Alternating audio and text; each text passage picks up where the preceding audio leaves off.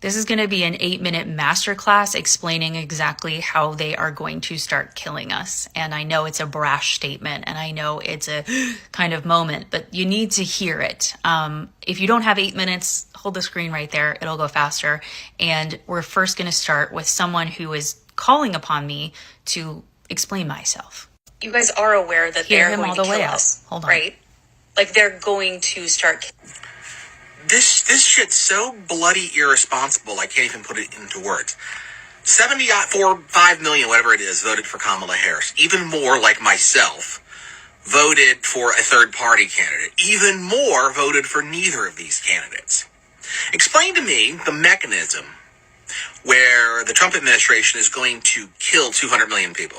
I just want to know how they're going to do it. Happy to do so, but I do want to point out that you are part of the problem as someone who voted for a third-party candidate because it is equivalent to throwing your vote away.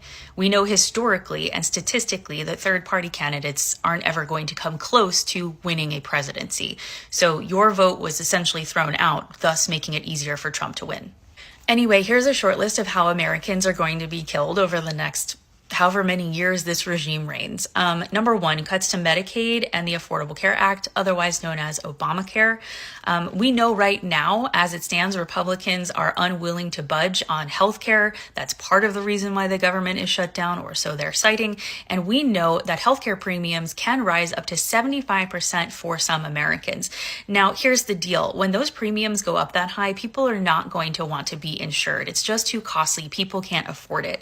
So as we see more and more uninsured Americans, we are also going to see an increase in unmet medical needs. We'll also see delays in care because people are like, I can tough it out. I don't need to go get care. It's going to be too expensive.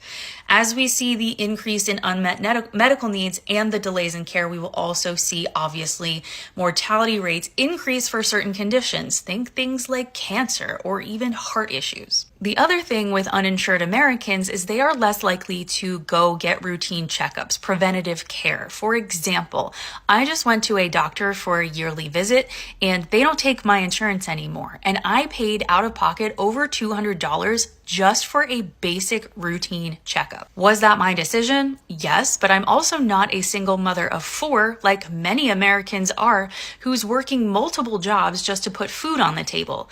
If someone isn't sick in my house or showing signs or symptoms of an illness, I feel I can put that preventative care on the back burner. Uninsured Americans are also less likely to correctly manage their chronic illnesses and are less likely to fill their prescriptions regularly, again, because it is costly. Also on the note of healthcare, 2 days ago, Friday, October 10th, 2025, we saw approximately 4,100 federal workers lose their jobs. This included cuts to the CDC. And when we cut jobs at the CDC, we lose our strength in preparedness for pandemics and epidemics, just like the COVID-19 pandemic of 2020. And honestly beyond. So if/when, heaven forbid, another pandemic or an epidemic comes through, we are not going to be prepared and more people will die.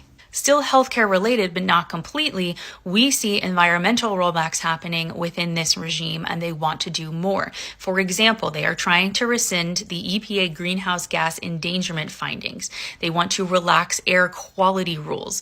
And all of this is going to increase particulate matter in the